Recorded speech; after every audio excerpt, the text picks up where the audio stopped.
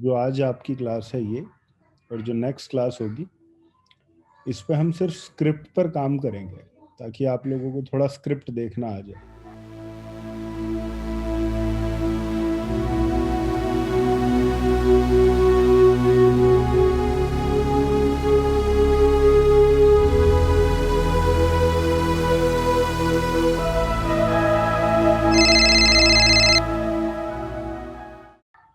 कई लोगों को ये समझ में ही नहीं आ रहा है मैंने क्या बोला है।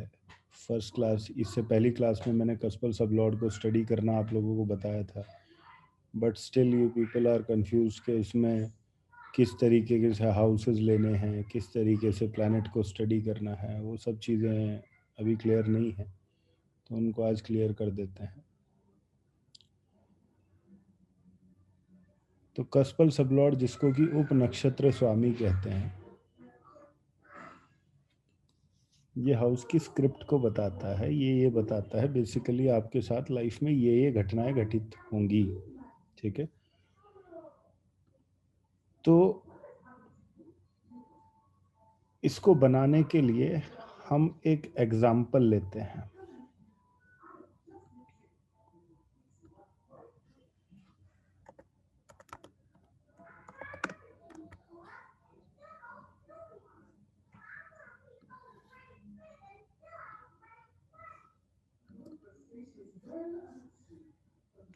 ये कुंडली आप सब लोगों के सामने है।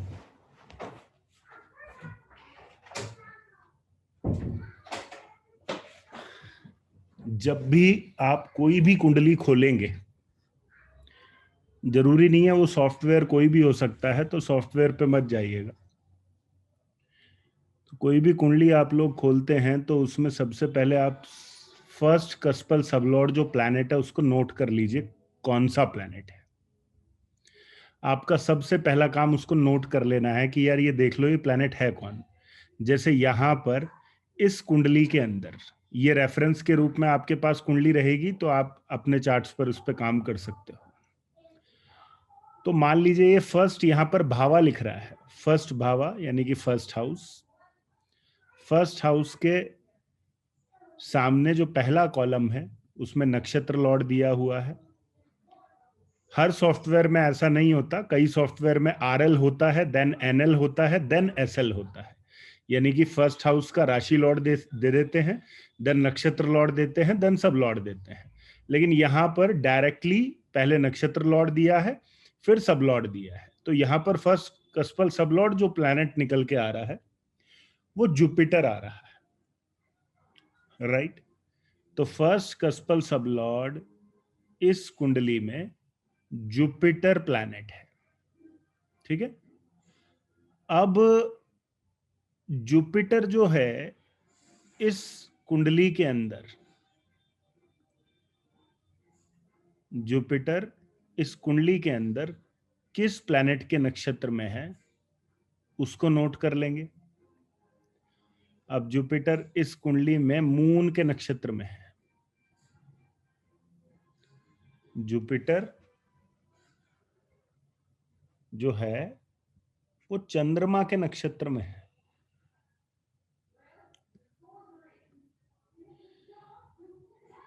अब यहां पर जुपिटर के सामने आप कौन कौन से नंबर लिखोगे? जुपिटर के सामने आप नंबर लिखोगे 1, 6 एंड 10। 1, 6, 10, ये नंबर आप लिखोगे जुपिटर के आगे। और उसको लिखने का रीजन क्या है? उसको लिखने का रीजन ये है कि जुपिटर फर्स्ट हाउस और 10th हाउस को रूल कर रहा है और 6th हाउस में बैठा है।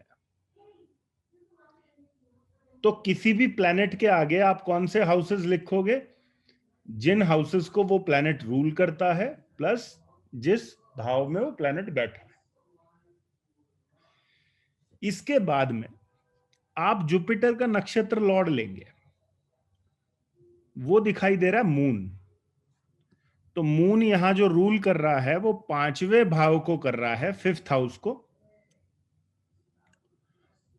और बैठा कौन से हाउस में है? फिफ्थ हाउस में ही बैठा है, फिफ्थ हाउस में ही बैठा है। मतलब फर्स्ट कस्पल सबलॉर्ड है जुपिटर, नक्षत्र लॉर्ड है मून। अब हमें इसमें कौन से घर लेने हैं? क्या हमें सारे घर लेने हैं, 1, 6, 10 और 5, या सिर्फ हम पांचवा घर लेंगे? इस बात का चयन या इस बात का निर्णय हम इस बात से करते हैं कि जो हमारी कुंडली में टेनेंटेड प्लैनेट है, टेनेंटेड यानी कि टेनेंटेड प्लैनेट कौन हुआ? जो ऑलरेडी किसी ग्रह का नक्षत्र लॉर्ड बना हुआ है, वो टेनेंटेड प्लैनेट है। तो हम टेनेंटेड प्लैनेट्स के नंबर्स को काउंट नहीं करेंगे। मतलब यहां पे जुपिटर के नंबर काउंट नहीं होंगे। किसके नंबर काउंट होंगे? चंद्रमा के नंबर काउंट होंगे, जो कि मून है। तो फर्स्ट कस्पल सबलॉर्ड ने अपने स्टार लॉर्ड द्वारा कौन से घर को सिग्निफाई किया? फिफ्थ हाउस को सिग्निफाई किया, पंचम भाव, फिफ्थ हाउस को सिग्निफाई कर दिया, जो कि है पंचम भाव। तो ये व्यक्ति जीवन भर किस हाउस के रिजल्ट्स को एक्सपीरियंस करेगा? फिफ्थ हाउस के रिजल्ट्स को एक्सपीरियंस करेगा।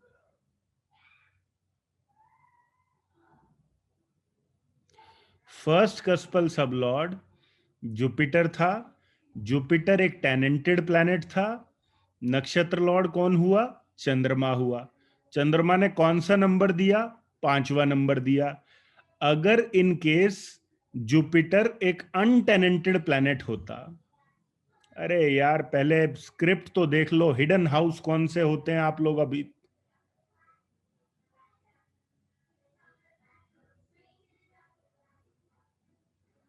अगर एक भी इररिलेवेंट बीच में चैट मेरे को दिख गई, मैं इमीडिएटली उस व्यक्ति को उसी टाइम पर ब्लॉक कर दूंगा।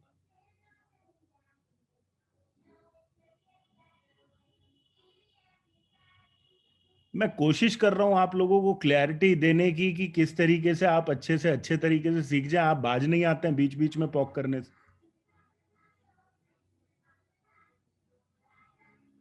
समझ नहीं आता। फिर आप लोगों का ही ये रहेगा कि सर ये तो पूरा कोर्स हो गया, हमें समझ में नहीं आया। आप समझना नहीं चाहते हैं बेसिकली।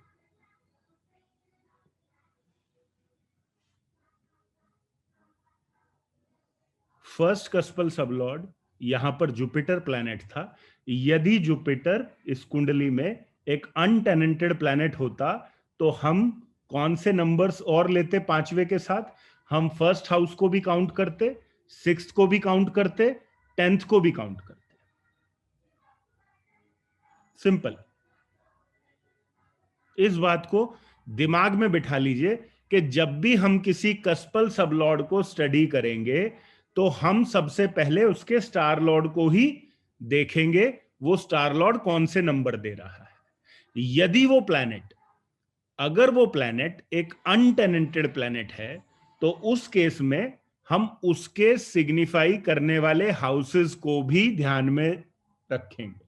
यानी कि वो हाउसेस भी नक्षत्र लॉर्ड की तरीके से काम करें। मैं फिर बताता हूं आपको, इसी इसी चार्ट के अंदर एक एग्जांपल और देता हूं।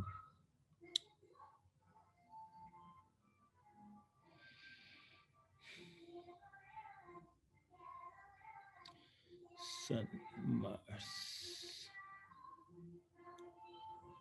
राहु, मार्स, मरकरी, वीनस,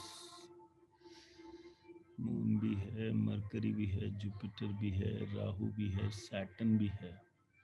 इसमें अनटैलेंटेड कोई नहीं दिखाई दे रहा, दूसरी को भी देखा।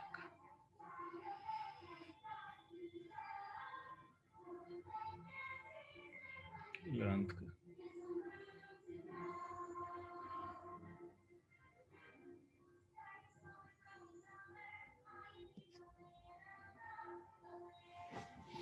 अब ये कुंडली देखिए,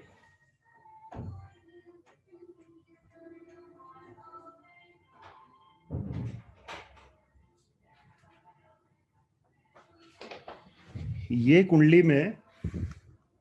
कुंडली में आप लोगों को 11th कस्पल सबलॉर्ड कौन सा प्लैनेट दिखाई दे रहा है, ये बताइए। अगर आपको 11th कस्पल सबलॉर्ड में बोलूं देखने के लिए, तो आपको कौन सा प्लैनेट दिखाई दे रहा है जो 11th कस्पल सबलॉर्ड बन के बैठा है? मरकरी? मरकरी है? यहां तक क्लियर है? चलिए, अब देखिए मरकरी किसके नक्षत्र लॉर्ड में है?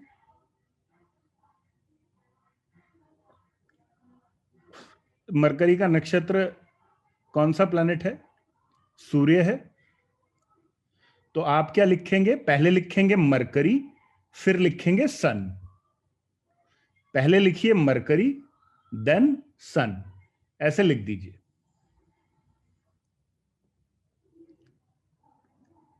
लिख दिया। अब मरकरी कौन कौन से हाउसेस को रूल कर रहा था? 8वें को और 11वें को। तो मरकरी के आगे लिखिए 8, 11। और कौन से घर में बैठा था? 6th हाउस में बैठा था। तो आप उसके आगे 6th हाउस भी लिख दीजिए, छठा घर। अब आप क्या करिए, अब आप सन के नंबर लिख दीजिए। सन कौन से घर में था? 7th हाउस में था, 7वें घर में था सन। और रूल कौन से घर को कर रहा था? 10th हाउस को कर रहा था। तो सन के आगे कौन कौन से नंबर आ गए? 7th and 10th। ठीक है, ये हाउसेज आ गए। अब आपको क्या देखना है? आप सबसे पहले विचार किसका करोगे? सन का करोगे। क्यों? क्योंकि सन क्या है? 11th कस्पल सबलॉर्ड का स्टार लॉर्ड है। लेकिन मरकरी के नंबर्स को कब इंक्लूड करोगे आप कुंडली में? यदि मरकरी एक अनटेनेंटेड प्लैनेट हुआ तो आप उसके नंबर्स को भी इंक्लूड कर लोगे। अब देखिए, ये पत्री जब आप खोलेंगे तो इसके अंदर आपको प्लैनेट्स के आगे उनके नक्षत्र लॉर्ड दिख रहे हैं। तो आपको कहीं पर भी प्लैनेट्स के आगे नक्षत्र लॉर्ड में मरकरी दिखाई दे रहा है? चेक कीजिए। आपके जो 9 प्लैनेट्स हैं, उन 9 प्लैनेट्स में नक्षत्र लॉर्ड के रूप में, प्लैनेट के नक्षत्र के रूप में आपको कहीं मरकरी दिखाई दे रहा है? नहीं दिखाई दे रहा। मरकरी कहीं नहीं है। तो मरकरी नक्षत्र लॉर्ड के रूप में कहीं भी नहीं है, इसलिए हम क्या बोलेंगे? मरकरी क्या है? यहां पर अनटेनेंटेड प्लैनेट है। अनटेनेंटेड प्लैनेट है। तो अब हम क्या करेंगे? अब हम जिस तरीके से हमने सन के नंबर्स काउंट किए थे, सन के कौन कौन से नंबर्स हमने लिए थे? 7 और 10। अब इनके साथ साथ हम और कौन कौन से नंबर्स को इंक्लूड कर लेंगे? 6, 8 एंड 11। 6, 8 एंड 11।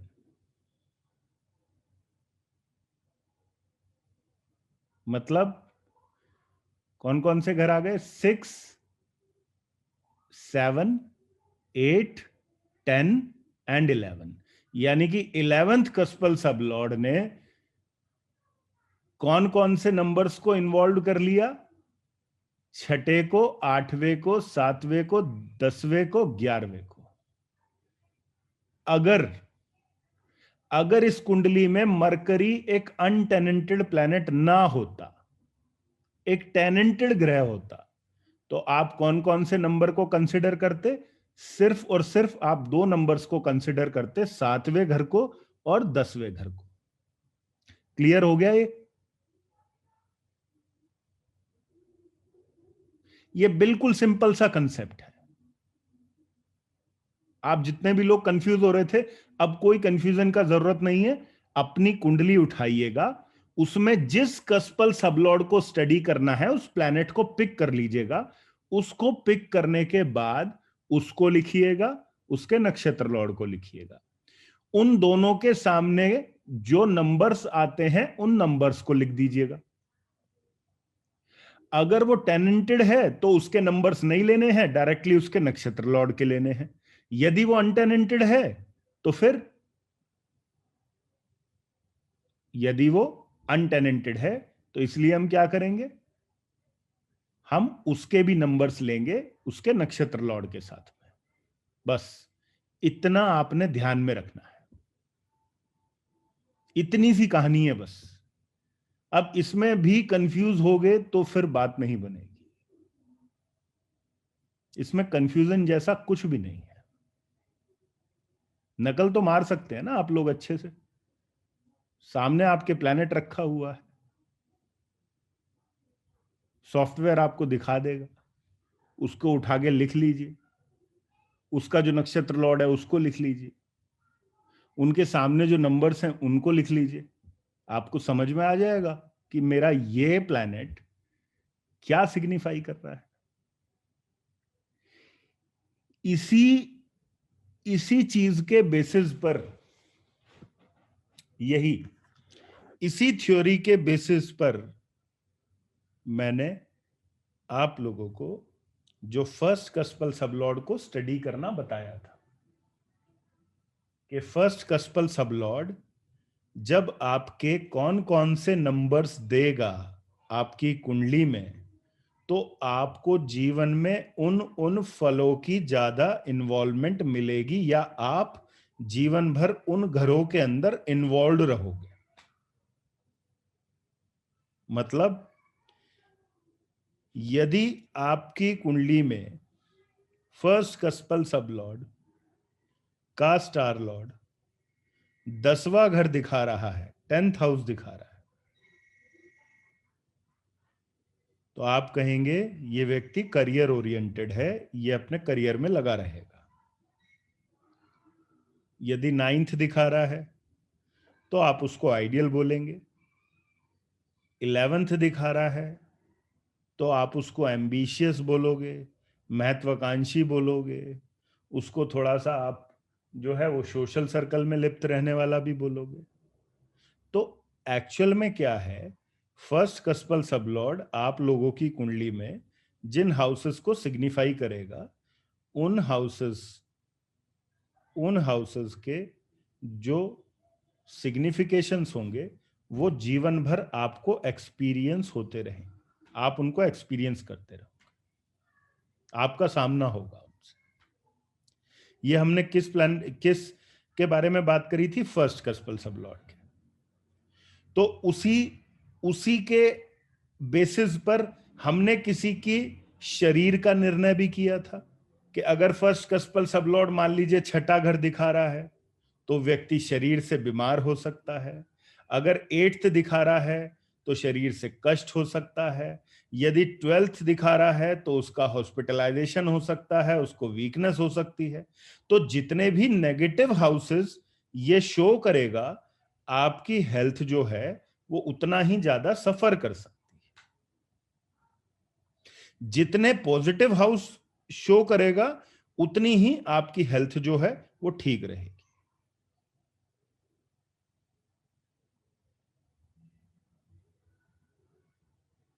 बस अभी आगे की कुछ बात नहीं करनी है, जितना बोला है उतना सुनिए।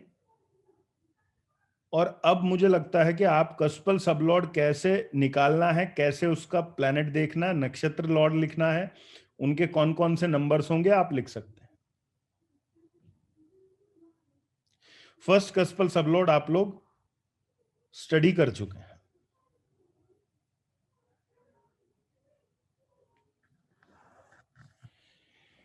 सेकंड कस्पल सबलॉर्ड कुंडली के अंदर क्या क्या शो करेगा, मैं चाहूंगा आप सब लोग सुने। ये वीडियो जो है आपको मिल जाएगी, सब लोगों को मिलेगी, डोंट वरी। ये वीडियो आप लोगों को मिलेगी, इसलिए आपका कुछ मिस भी होता है तो कोई ऐसा प्रॉब्लम नहीं है। देखिए, सेकंड हाउस दो चीजों का है। दूसरा भाव दो चीजें दिखाता है। पहली, आपकी मनी मेकिंग कैपेसिटी, आप कितना पैसा बना सकते हैं उसकी कैपेसिटी। दूसरा, आपका बैंक बैलेंस,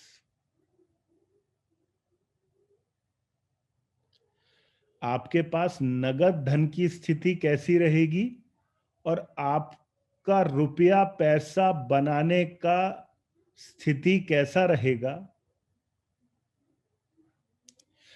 अब एक चीज ध्यान में रखिएगा, ये दोनों अलग अलग बातें हैं। आपका रुपया पैसा किसी चीज के द्वारा बनाना और आपके बैंक बैलेंस का अच्छा या बुरा होना है, दोनों अलग अलग चीजें। अब मैं क्यों बोल रहा हूं, अब कितने लोग हैं आप में से जिनका सेकंड हाउस का कस्पल सबलॉर्ड फर्स्ट हाउस दिखा रहा है। सेकंड हाउस का कस्पल सबलॉर्ड फर्स्ट हाउस दिखा रहा है।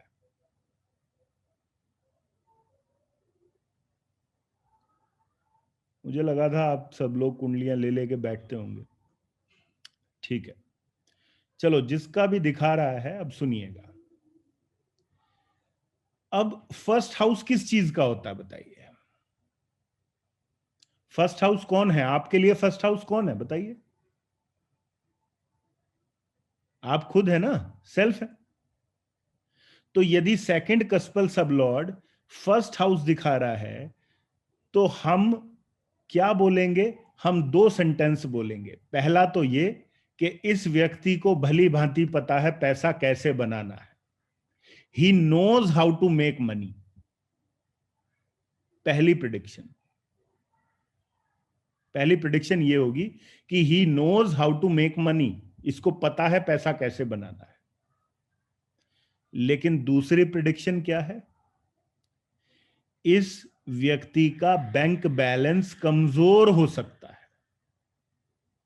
अब आप कहेंगे अरे ये क्या बात हुई, एक तरफ आप कह रहे हो पैसा बना सकता है, एक तरफ कह रहे हो बैंक बैलेंस कमजोर हो सकता है। तो मैं फिर उसी बात पर आता हूं, उसी मुद्दे पर आता हूं कि एक तो होता है पैसा बनाना, कि आपने किसी चीज से पैसा बना लिया, और एक क्या होता है, एक होता है उस पैसे को बैंक बैलेंस के रूप में रिटेन करना। तो फर्स्ट हाउस दिखाकर सेकंड कस्पल सबलॉर्ड ने आपके द्वारा पैसा तो बनवा दिया, लेकिन फर्स्ट हाउस क्या करता है, फर्स्ट हाउस दूसरे भाव को नेगेट कर देता है। फर्स्ट हाउस क्या है, सेकंड हाउस का 12th हाउस है, तो नेगेट कर दिया। अब नेगेट कर दिया तो क्या होगा, प्रॉब्लम आएगी। किस चीज में प्रॉब्लम आएगी, बैंक बैलेंस में प्रॉब्लम आएगी। बैंक बैलेंस को कम, बैंक बैलेंस कमजोर होगा यहां पर।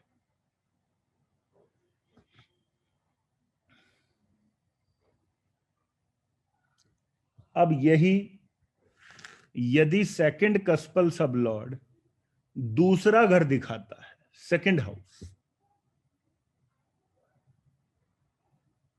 तो फिर दो प्रिडिक्शन बनती हैं। पहला तो ये कि आपको अपनी फैमिली के द्वारा धन की प्राप्ति हो सकती है, फैमिली बिजनेस के द्वारा धन की प्राप्ति हो सकती है, रत्नों के द्वारा धन की प्राप्ति हो सकती है। बिकॉज सेकंड हाउस जो है वो जेम्स एंड जेवल्स का भी, हीरे जवाहरात, सोना चांदी रत्न, इन सब चीजों का भी है। तो इन सब चीजों से भी आपको पैसे मिल सकते हैं।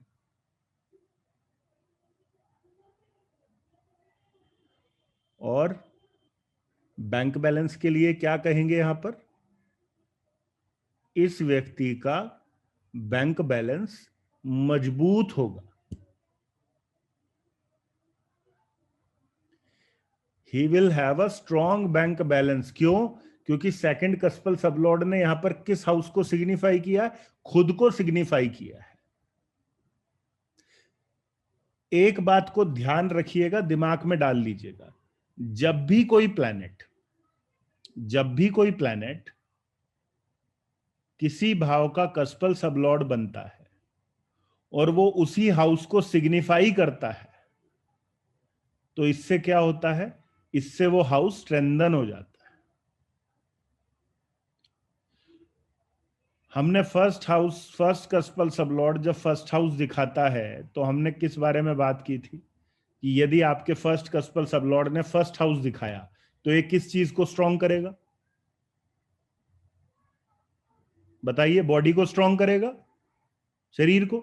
तो इसी प्रकार अगर सेकंड कस्पल सबलॉर्ड सेकंड हाउस दिखाएगा तो किसको स्ट्रॉन्ग करेगा, बैंक बैलेंस को, फैमिली को।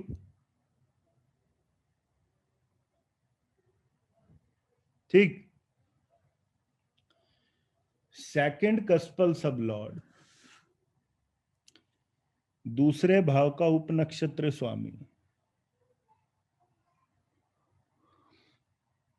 यदि थर्ड हाउस दिखाए तो आपको कमीशन के द्वारा पैसे की प्राप्ति होगी, आपको कमीशन के द्वारा पैसे की प्राप्ति होगी, आपको यात्राओं के द्वारा धन लाभ होगा,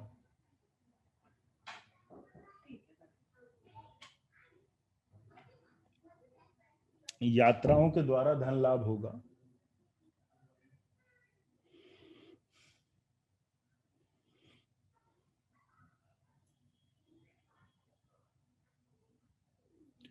और धन स्थिति सामान्य रहेगी, धन स्थिति सामान्य रहेगी।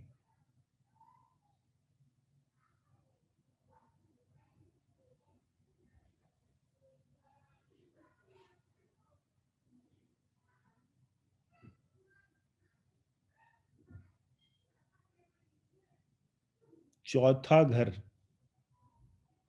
सेकंड कस्पल सब लॉर्ड यदि चौथा घर दिखाएगा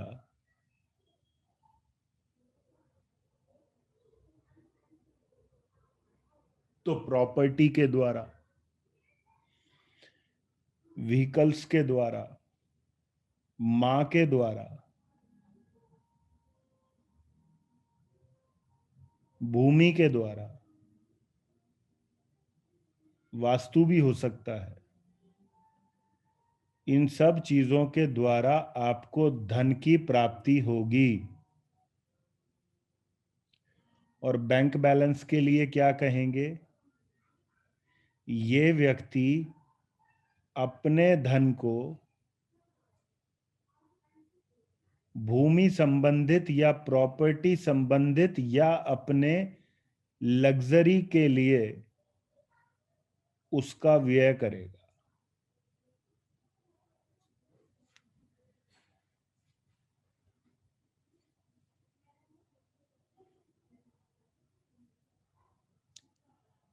सेकंड कस्पल सबलॉर्ड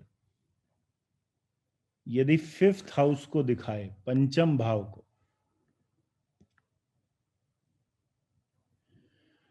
तो व्यक्ति को धन की प्राप्ति किन कामों से होगी, कलात्मक चीजों से, क्रिएटिविटी से, सॉल्यूशंस देने से, बच्चों से जुड़े हुए काम करने से, स्पोर्ट्स के द्वारा।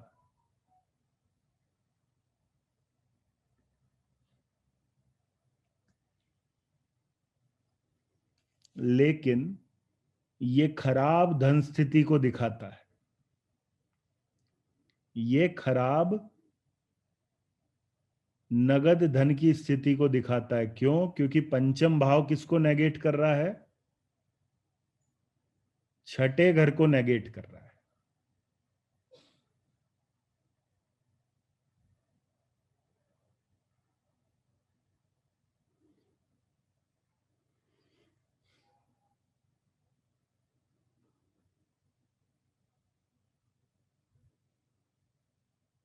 अगर दूसरा कस्पल सबलॉर्ड छठा घर दिखाए तो ऐसे व्यक्ति को अपनी नौकरी के द्वारा या जो सेवाएं वो दे रहा है उन सेवाओं की एवज में अच्छे धन की प्राप्ति होगी। या मैंने सिर्फ धन की प्राप्ति नहीं बोला, अच्छे धन की प्राप्ति होगी। बिकॉज केपी एस्ट्रोलॉजी में छठे घर को हम ह्यूज वेल्थ का हाउस मानते हैं।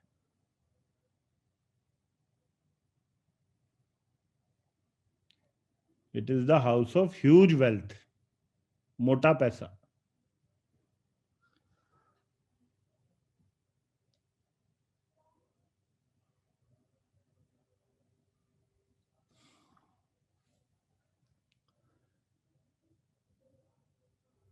यहां पर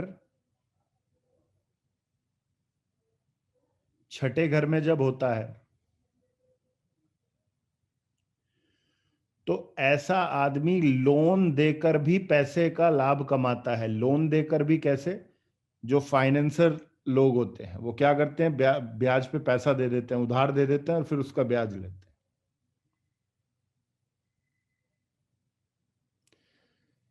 सेकंड कस्पल सबलॉर्ड ये दिखाएगा।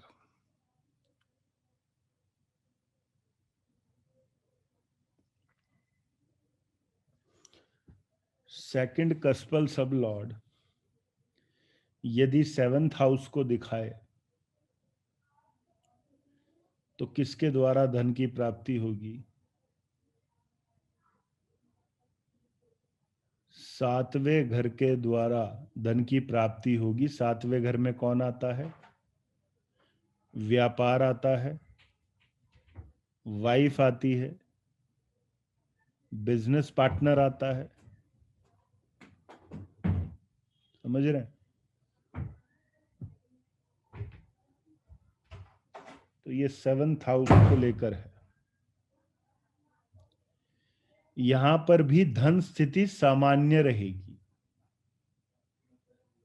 यहां पर भी धन की स्थिति सामान्य रहेगी, मतलब ठीक ठीक रहेगी, कोई ना ज्यादा बहुत ना अच्छी ना बहुत खराब, नॉर्मल। अगर सेकंड कस्पल सबलॉर्ड आठवां घर दिखा रहा है तो आठवें घर में जितनी भी चीजें हैं उन सब चीजों के द्वारा इस व्यक्ति को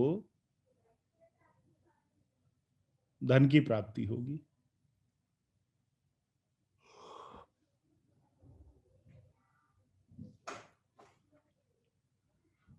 अब सेकंड कस्पल सबलॉर्ड,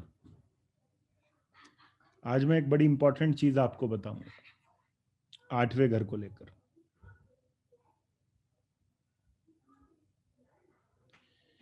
आठवां घर अंडर द टेबल मनी है, पहली बात। और आठवां घर कैश ट्रांजैक्शन है। ध्यान रखिएगा ये मैं क्या वर्ड क्या बोल रहा हूं। आठवां घर अकाउंट टू अकाउंट ट्रांजैक्शन नहीं है, आठवां घर कैश ट्रांजैक्शन है।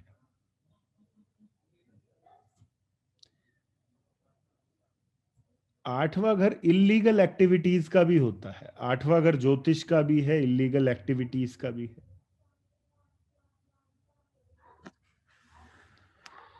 इसलिए क्या होता है,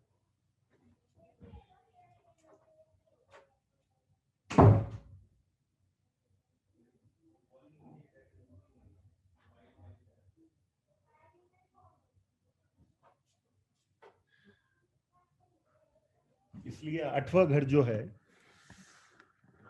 अगर सिग्निफाई हो रहा है तो ज्योतिष, secret dealing, under the table money और कैश कैश ट्रांजैक्शन के द्वारा व्यक्ति पैसा कमाता है। ठीक है। अब देखिए ये बहुत खराब धन की स्थिति को बताती है, मतलब बैंक बैलेंस बहुत खराब रहता है जब आठवां घर सिग्निफाई हो रहा हो। क्यों? उसका रीजन क्या है? अभी मैंने आप लोगों को एक बात बोली, ये कैश ट्रांजैक्शन का है। आपने मान लीजिए कैश ट्रांजैक्शन कर ली, लाख 10 लाख की आप ले आए, लेकिन आप उसको डायरेक्ट जमा नहीं कर सकते। आप रखे रखोगे, कैश आपके पास रहेगा लेकिन आप उसको जमा नहीं कर सकते। समझ रहे हैं? वो आठवां घर है। इसलिए बैंक बैलेंस खराब रहता है उस व्यक्ति का जिसका सेकंड कस्पल सबलॉर्ड आठवां घर दिखा है।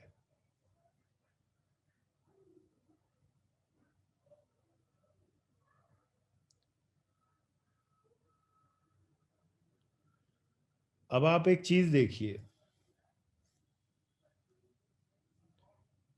कि अभी तक आप लोगों ने कौन कौन से घर देखे जो बहुत बुरे दिखाई दिए हैं आपको? First house, fifth house, eighth house, और अभी लास्ट में आपको मिल जाएगा ट्वेल्थ हाउस।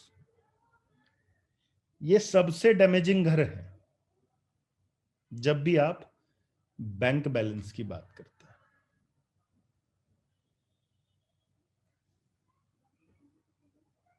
ठीक, तो अब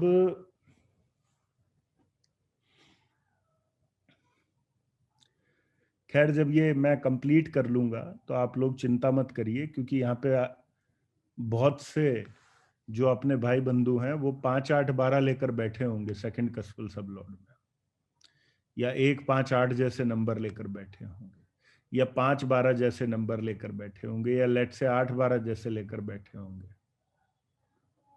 तो उनको थोड़ी दिक्कत हो रही होगी सुनने में कि भाई ये बात सही है, हमारे हॉरोस्कोप में बैठती भी है और पैसा भी नहीं रुक पाता है, तो इसके लिए क्या करें? उसका भी इलाज है अपने पास, तो उसकी भी चर्चा करेंगे, चिंता मत कीजिए। तो 8वां घर जो है बेसिकली किन सब चीजों का है ये आपने देख लिया। मैं फिर 2 सेंटेंस रिपीट करता हूं जो मैंने इस सेकंड कस्पल सबलॉर्ड के शुरू में बोले थे आप लोगों से। सेकंड कस्पल सबलॉर्ड 2 बातें बता रहा है। एक तो ये कि धन आएगा कहां से, दूसरा ये कि आपके बैंक बैलेंस की स्थिति कैसी रहेगी। दोनों चीजें बता रहा है। अब मान लीजिए किसी के सेकंड कस्पल सबलॉर्ड ने 8th हाउस दिखा दिया और आदमी कह रहा है जी मैं तो धर्म कर्म से धन कमाऊंगा, कुछ नहीं होगा। और जहां उंगली टेढ़ी कर लेगा वहां सब कुछ हो जाएगा। क्यों? क्योंकि धन किस भाव से आ रहा है? 8वें घर से आ रहा है। धर्म कर्म का भाव कौन सा है? 9th house. या तो धर्म कर्म कर ले या धन कमा लेगा। सिंपल सा फंडा है।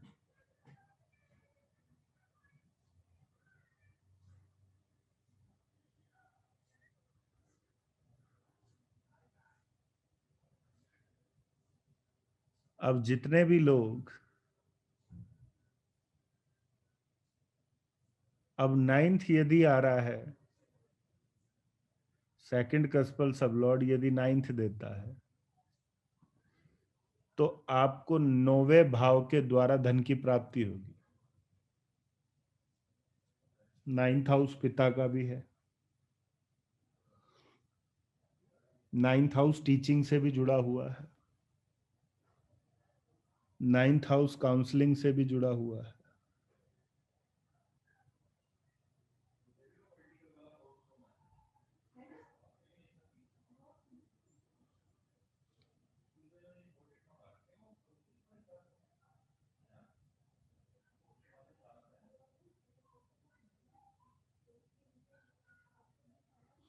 इन सब चीजों के द्वारा आप धन कमा सकते हैं, लेकिन आपको एक बात ध्यान रखनी पड़ेगी। जब आपका सेकंड कस्पल सब लॉर्ड 9th हाउस दिखाए तो आपको नैतिकता के द्वारा धन की प्राप्ति होगी। आपको थोड़ा सा नैतिक रहना पड़ेगा।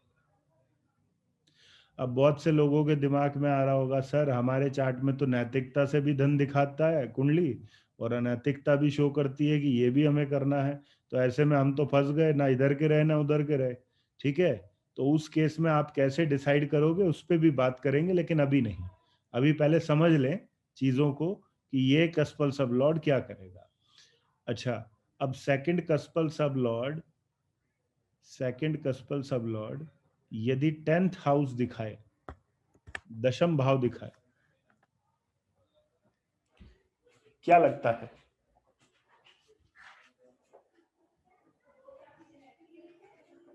क्या कहोगे?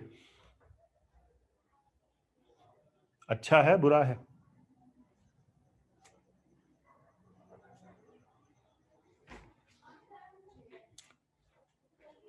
बहुत बढ़िया है, एक्सीलेंट है। क्यों एक्सीलेंट है?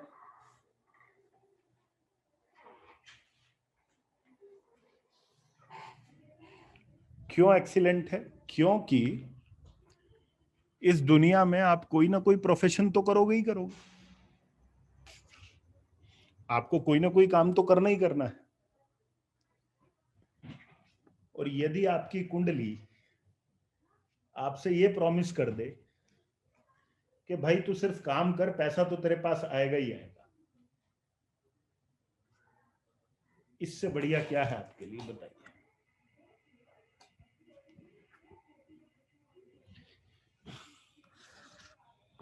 कुछ भी नहीं है ना, बेस्ट है।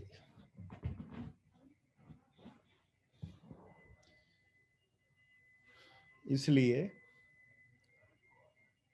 ये प्रोफेशन के लिए भी बहुत अच्छा है और धन की स्थिति के लिए भी बहुत अच्छा है।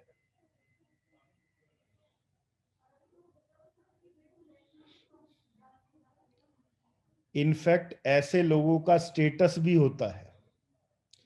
यदि आपका सेकंड कस्पल सब लॉर्ड 10th हाउस दिखा दे तो आपका स्टेटस भी बन जाएगा, अरे यार बड़ा पैसे वाला आदमी।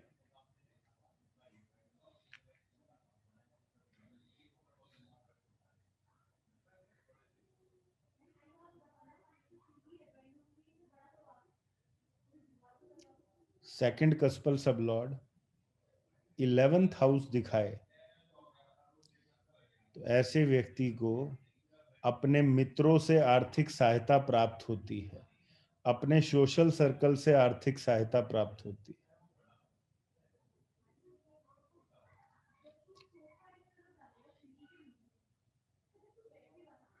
है, बेनिफिट मिलता है उनसे।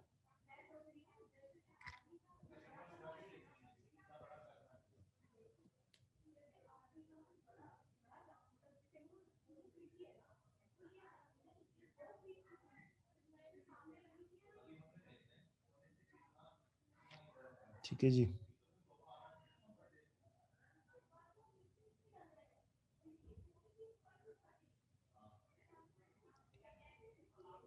अब ये कैसी धन की स्थिति है? ये एक्सीलेंट कंडीशन है। क्यों? क्योंकि 11वां घर किस चीज का है? 11वां घर इच्छा पूर्ति का है, इसलिए ये धन संबंधित इच्छा पूर्ति को दिखाता है।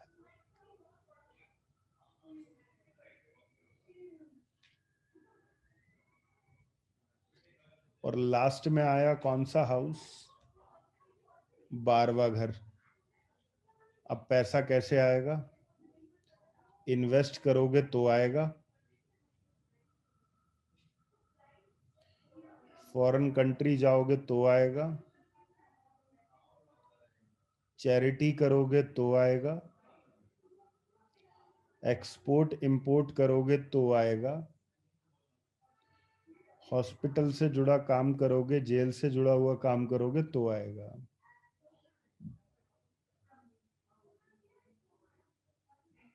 सेकंड कस्पल सब लॉर्ड 12th हाउस दिखाए तो।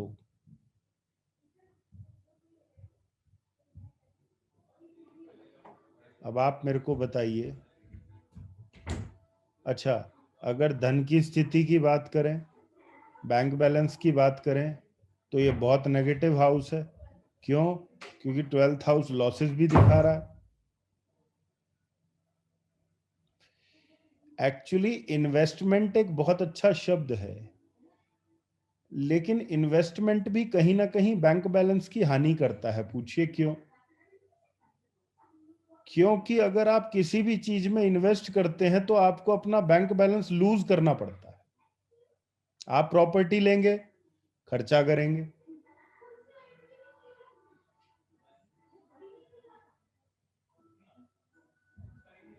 आप गाड़ी लेंगे, खर्चा करेंगे।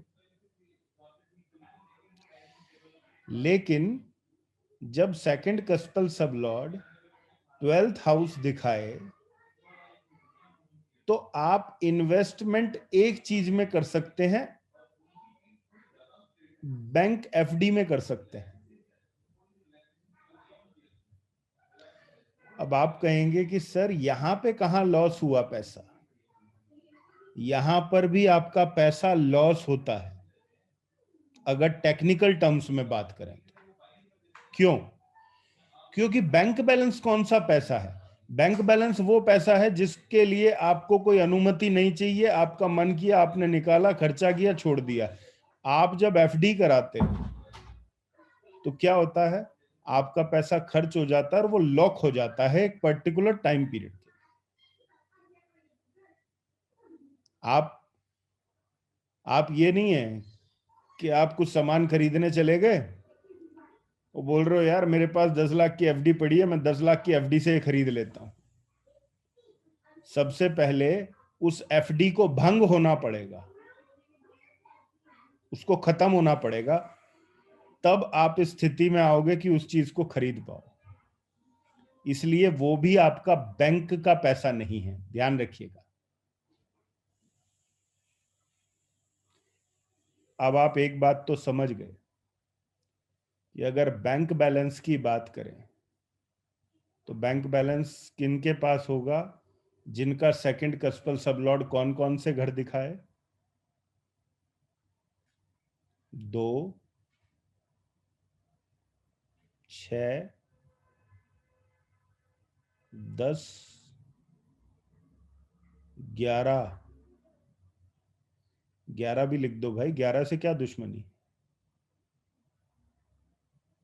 पहली बार देखे ऐसे लोग जो 11 नहीं लिख रहे हैं।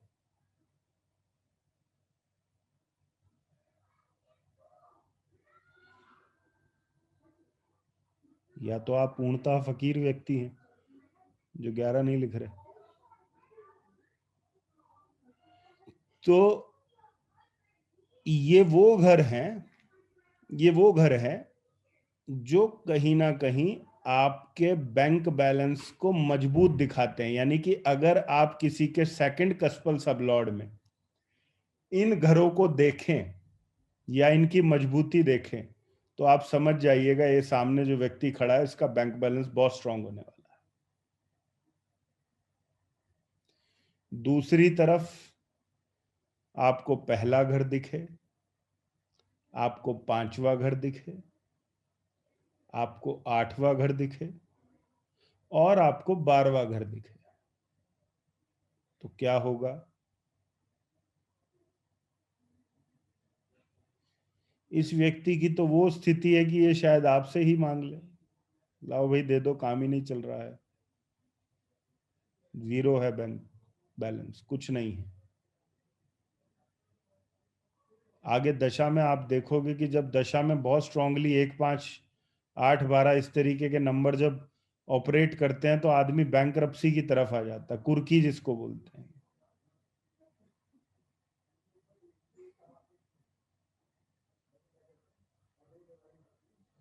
तो 1, 5, 8, 12 ये है। 2, 6, 10, 11 is equal to excellent money. 1, 5, 8, 12 is equal to worst money.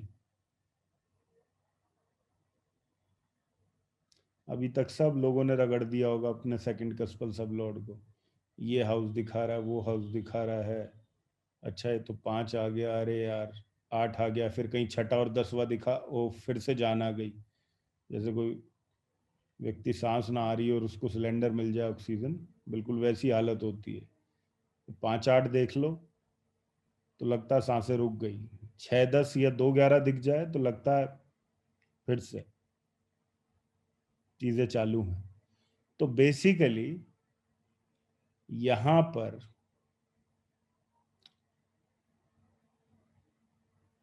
सबसे टेढ़ा काम है 1, 5, 8, 12 का। अब देखिए, पांचवा घर 7वें घर से 11वां घर बन जाता है। आप 7वें घर से काउंट करोगे तो पांचवा घर 11वां घर बन जाएगा।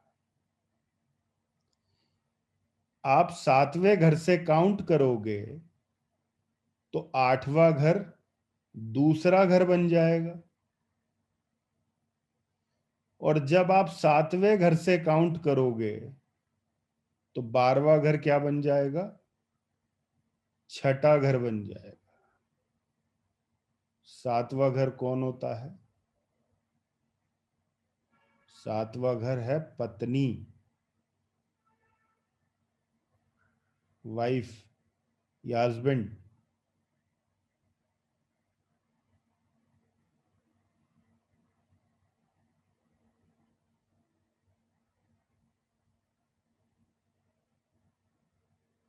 7वां घर होता है पत्नी का। दूसरा घर आपका धन है। पत्नी का धन कौन सा घर हुआ? 8वां घर। 11वां घर आपका लाभ है। पत्नी का लाभ कौन सा हुआ? 5वां घर। छठा घर आपका कस्टमर से आया हुआ पैसा है, तो 12वां घर जो है वो पत्नी का।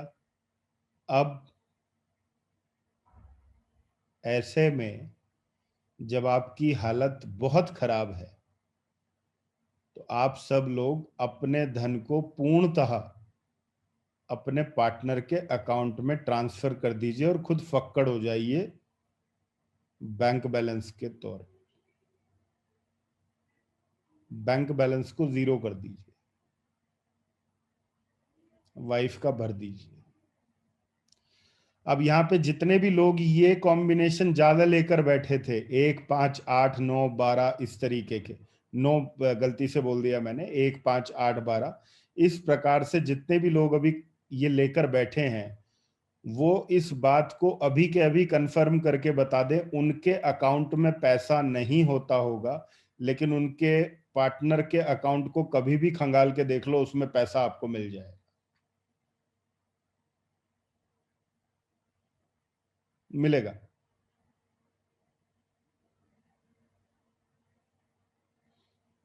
मना करोगे पकड़े जाओगे।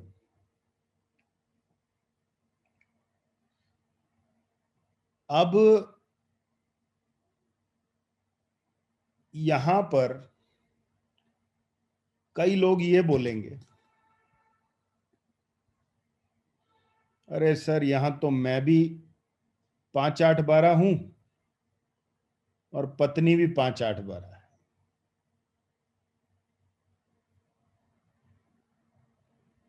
मतलब राम मिलाए जोड़ी वाली बात हो।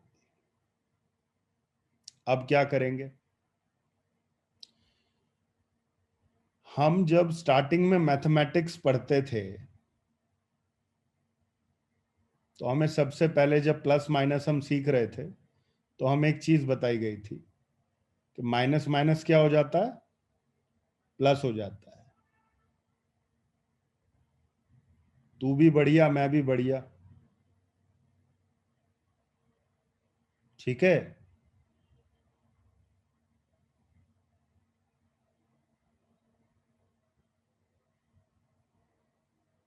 स्पाउस ही ना हो, बताओ।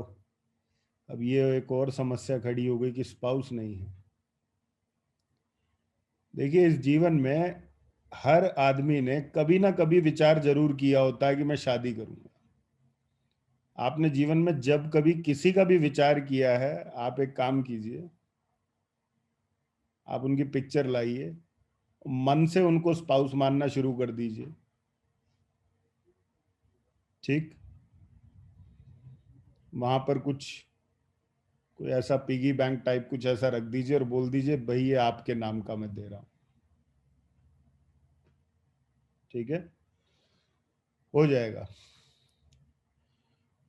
तो कहने का अर्थ क्या है कि 80% केसेस में क्या देखने को मिलता है? 80% केसेस में यदि आपका पांचवा और आठवां बहुत ऑपरेट कर रहा है, तो पार्टनर का कौन सा ऑपरेट कर रहा होता है? दूसरा और 11वां। तो ऐसे केस में आप पार्टनर के स्टार्स को यूज कर सकते हैं, उनको काम पे लगा सकते हैं।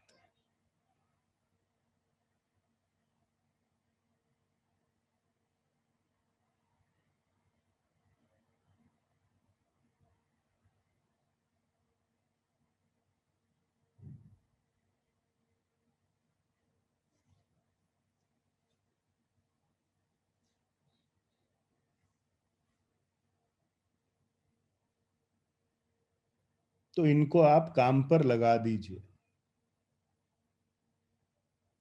समझ गए? 80% में केसेस में पार्टनर का अकाउंट यूज कर लीजिए। 20% केसेस में मैंने फिर बोला क्या होता है कि खुद का भी पिटा हुआ है, पार्टनर का भी पिटा हुआ है, कोई दिक्कत नहीं, साथ में जॉइंट अकाउंट खोल लीजिए, माइनस माइनस क्या हो जाएगा, प्लस हो जाएगा।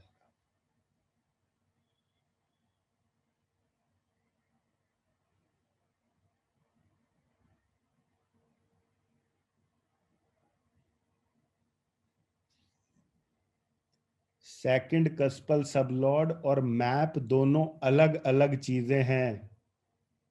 मैंने पहले भी बोला था, मैं फिर रिपीट कर रहा हूं, मैप को अभी फिलहाल मत जोड़िए सीएसएल के साथ। सीएसएल किस लिए आपको बताया जाता है, मैंने एक क्या बोला था, सीएसएल किस लिए है? सीएसएल प्रॉमिस के लिए। सीएसएल प्रॉमिस बता रहा है, ये आपकी क्षमता है।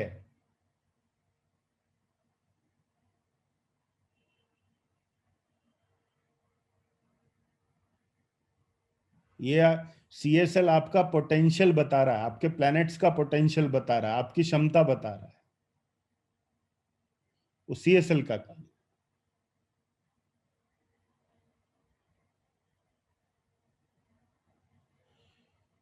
फॉर जॉइंट अकाउंट, अगर जॉइंट अकाउंट में एक का नेगेटिव है और एक का पॉजिटिव है तो क्या होगा ये? आप लोग जवाब दीजिए। अगर एक का नेगेटिव है, एक का पॉजिटिव है, तो जॉइंट अकाउंट में क्या होगा? ये ओवरऑल क्या हुआ? नेगेटिव हो गया।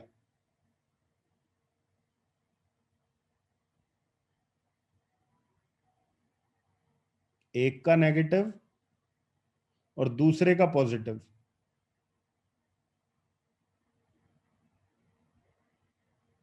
ये नेगेटिव हो गया भाई। एक्चुअली क्या है, कई लोग थोड़ा सा,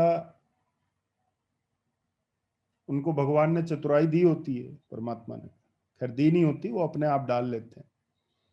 तो वो क्या करते हैं, वो सोचते हैं कि ठीक है यार, अपने पास तो पैसा रहता ही नहीं, और जॉइंट अकाउंट खोल लेते हैं, क्योंकि खुद का तो सेकंड कस्पल सबलॉर्ड पूरी तरीके से डैमेज होता है। अब करते क्या है, वो रहा सहा अपने पार्टनर का और डैमेज कर देते हैं।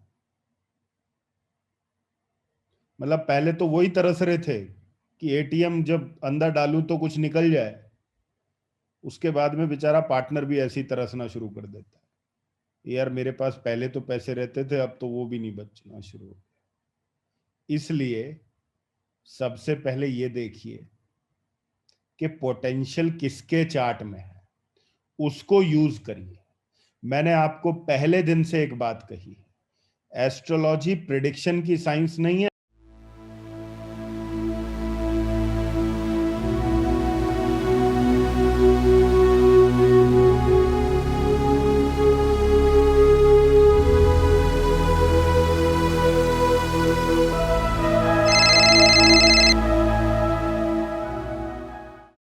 एस्ट्रोलॉजी प्रिडिक्शन की साइंस नहीं है, एस्ट्रोलॉजी अलाइनमेंट की साइंस है। अलाइन करिए इससे, इसका यूज लीजिए, यही यूज है इसका।